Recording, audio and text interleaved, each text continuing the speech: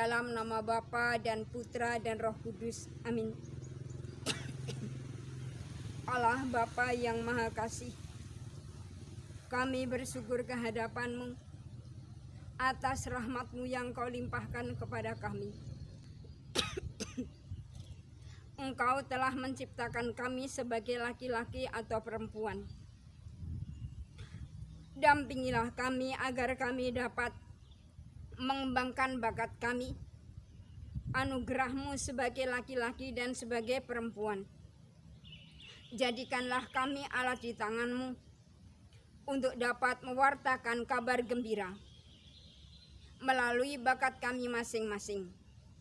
Demi Yesus Kristus Tuhan dan Juru Selamat kami, yang hidup dan berkuasa bersama Engkau dalam persekutuan dengan Roh Kudus, kini dan sepanjang segala masa. Amin. Dalam nama Bapa dan Putra dan Roh Kudus. Amin. Selamat pagi anak-anak. Hari ini Ibu mau menerangkan tentang aku bangga sebagai perempuan atau laki-laki. Tadi anak-anak sudah mendengar lagu Ibu Gita Kartini, sanjungan terhadap seorang perempuan. Ibu Gita Kartini itu disanjung-sanjung seluruh Indonesia karena dia mengembangkan dirinya sebagai wanita. Bahkan dia itu pahlawan emansipasi, memperjuangkan kewanitaannya. Selain Ibu Kartini yang ada di Indonesia, kita yang beriman Katolik semua juga mempunyai ibu yang penuh kasih. Nah, ini dia. Ini anaknya, ini Bunda kita, Bunda Maria. Nah, Bunda Maria ini seorang ibu yang sejati yang mengembangkan bakatnya sebagai wanita. Dalam bukumu, itu buku yang sudah direvisi, halaman 56. Di situ menampilkan bahwa seorang perempuan itu mempunyai jiwa yang penuh kasih. Di sini pada alinea kelima, kecantikan sejati seorang perempuan tercermin dalam jiwanya. Itu adalah perhatian dengan kasih, hasrat yang ia tunjukkan. Sentuhan seorang perempuan dapat menyembuhkan setiap penyakit ringan. Nah, ini yang membahagiakan. Maka, ini Bunda Maria ini, kalau kita berdoa rosario, kita dapat sentuhan dari Bunda Maria, terjadi mukjizat. Penyakit berat pun disembuhkan oleh Bunda Maria yang adalah wanita sejati. Mereka tahu bahwa sebuah pelukan dan ciuman dapat menyembuhkan hati yang patah. Ia tidak butuh argumentasi hebat dari seorang laki-laki, tetapi ia butuh jaminan rasa aman darinya, karena ia ada untuk dilindungi tidak hanya secara fisik, tetapi juga secara emosi. Itu anak-anak. Jadi kita layak berbangga diciptakan Tuhan sebagai perempuan lembut, cantik.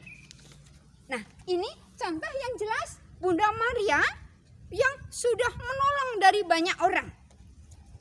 Baik, selain kita bangga diciptakan sebagai perempuan, kalau kamu anak laki-laki juga selayaknya kamu bangga diciptakan sebagai laki-laki. Nah, di sana itu ada contoh laki-laki yang layak kita teladani. Nah, kesini anak-anak ya. Anak-anak, ini laki-laki yang mempunyai nama Paus Yohanes Paulus II. Dia bisa menjadi kudus, menjadi santo, berkembang sedemikian rupa karena dia bangga sebagai laki-laki. Ini teladan kita. Kalau laki-laki ini benar-benar mempunyai citra Allah dalam dirinya. Bijaksana, sabar, penuh semangat dalam dirinya untuk mengampuni, dan seterusnya. Nah, laki-laki dan perempuan itu anak-anak dibutuhkan untuk saling melengkapi.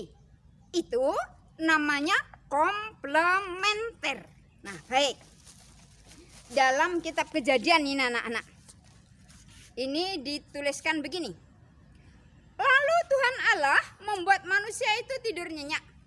Ketika ia tidur, Tuhan Allah mengambil salah satu rusuk daripadanya, lalu menutup tempat itu dengan daging. Dan dari rusuk yang diambil Tuhan Allah dari manusia itu, dibangunnyalah seorang perempuan. Lalu dibawanya kepada manusia itu.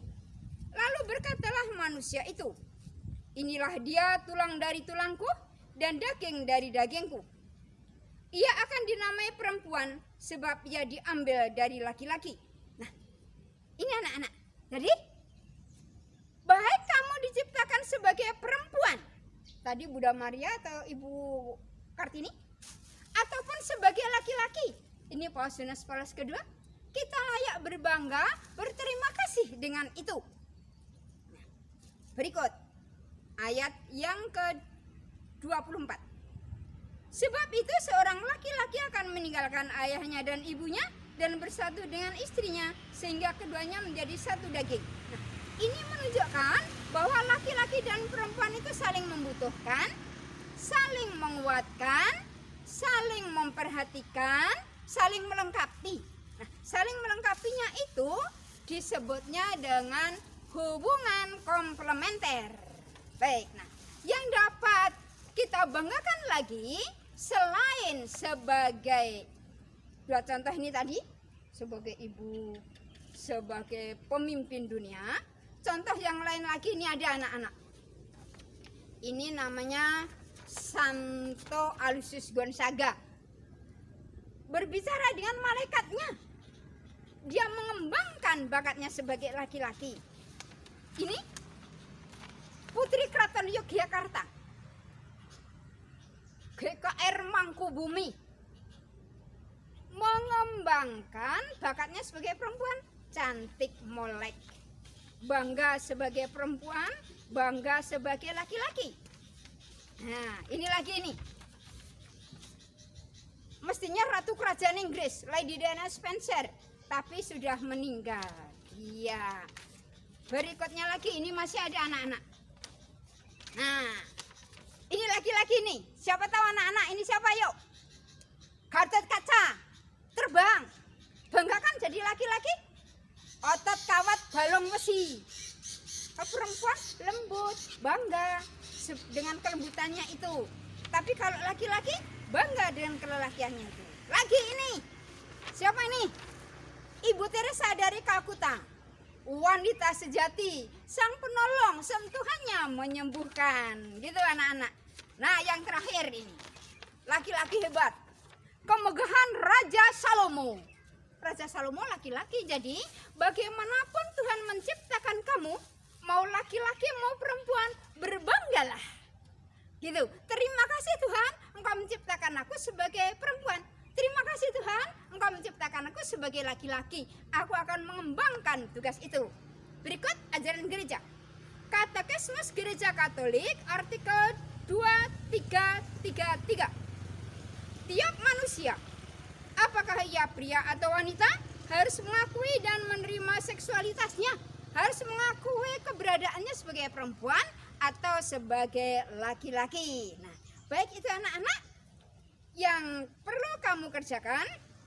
Buku yang udah direvisi di sini halaman 54. Kamu buat fotomu, pasang di sini. Kamu terangkan peristiwa apa itu. Nah, gitu ya anak-anak.